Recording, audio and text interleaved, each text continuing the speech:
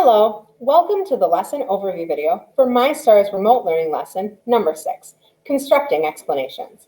I'm Amanda Dine, an 8th grade teacher at Godwin Heights Public Schools, just south of Grand Rapids. I'm here to introduce you to the lesson and share a few different options to make it easy to teach the lesson, regardless of whether you're in a fully virtual classroom, face-to-face, or somewhere in between. Many teachers worry that they will need to have their students use a lot of applications and technology in class if they're teaching synchronously. However, you'll only need to have students use 3 for this lesson: Google Docs, Google Slides, and Jamboard. Once your students have those mastered, you can add in other applications if you like. Now, let's dig into this lesson. We'll begin with the anchor phenomena and goal for this lesson. Students begin this lesson by wondering how it is that animals such as whales or walruses can live in very cold environments without fur to help keep them warm. Students use this example to practice the scientific skill of making a claim supported by multiple forms of evidence. The goal is that by the end of this lesson, students will be able to develop a scientific explanation, including a claim, evidence, and reasoning. Students will be able to use multiple pieces of evidence to develop that scientific claim. We use a simple context so that the focus here is on students learning to use the science practice and on working with multiple forms of evidence rather than on mastering new disciplinary content. In other words, in this lesson, the learning focus isn't on the DCI, it's on the SEPs. In the anchor, students think about adaptations that keep animals comfortable in very hot and very cold environments. Students compare different animals and make observations about how they think those animals are suited to the environments they live in. Students are then introduced to 3 additional animals. Students take a minute to compare these animals to polar bears. All of these animals live in a cold environment. And students are left wondering, how is it possible that animals such as whales or walruses can live in a very cold environment, even though they don't have fur to keep them warm?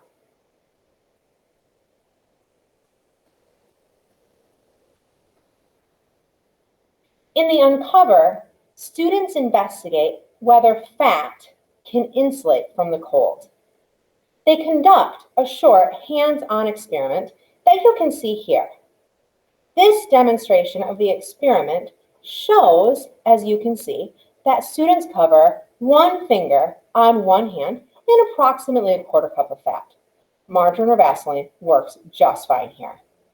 And then students dip their fingers, covered finger and 1 uncovered finger from the opposite hand, into icy cold water.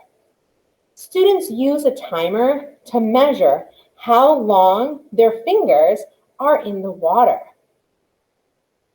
They find that the finger covered in fat can last a different amount of time than the finger not covered in fat. And they compare it to their bare fingers. Students record these results. Next, to verify our results, students repeat the experiment with a finger on the opposite hand, covered in fat.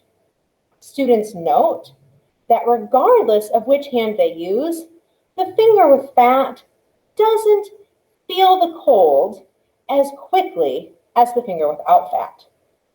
As we said, students record this information and they use this to create graphs where, as a class, they discuss their findings.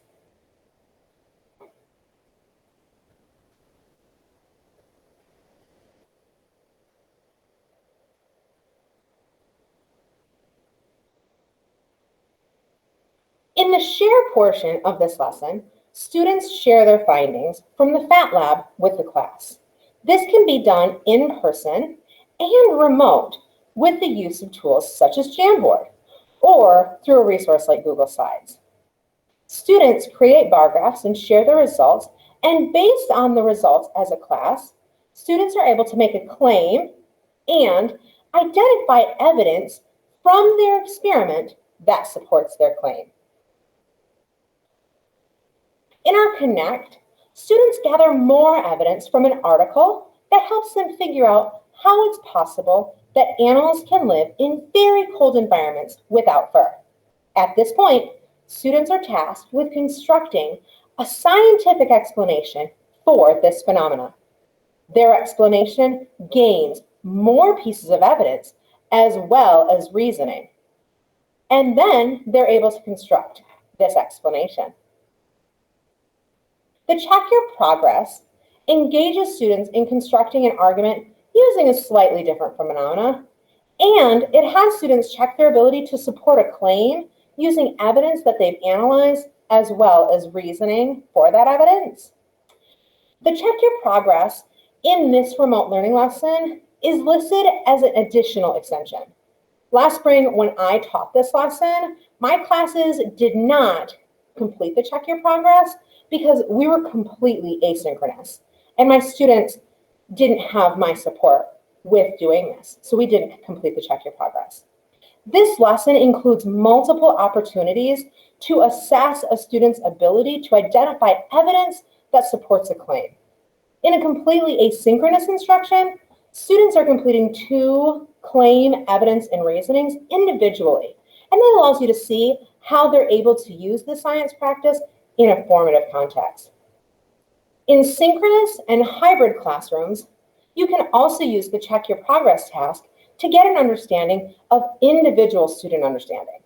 Since students in synchronous or hybrid classrooms will complete the first CER and the second CER of this lesson in groups, this third CER in the Check Your Progress task can get assigned individually. And this offers a clear idea of how a student is doing with their own personal understanding of constructing an explanation. This task assesses students' abilities to construct a CER to explain why different birds eat different foods. Here are some specific options for different types of instruction. Whether your instruction is completely asynchronous in a virtual synchronous classroom, a face-to-face socially distanced classroom, or a hybrid of one or more of these options. For completely asynchronous instruction, there's a separate version of the student guide that can be supplied to students as a printed packet or digitally in Google Classroom. This version of the student guide takes students through all 4 phases of the lesson and includes more context and explicit instructions for activities because students aren't there with their teacher to help explain the activities. This version omits the Check Your Progress, as I stated earlier, and you can use that if you feel your students need more practice. However, again, it's not necessary. For online synchronous or hybrid instruction, this lesson is easily adapted using a few simple tools such as Google Slides and Jamboards for group meetings.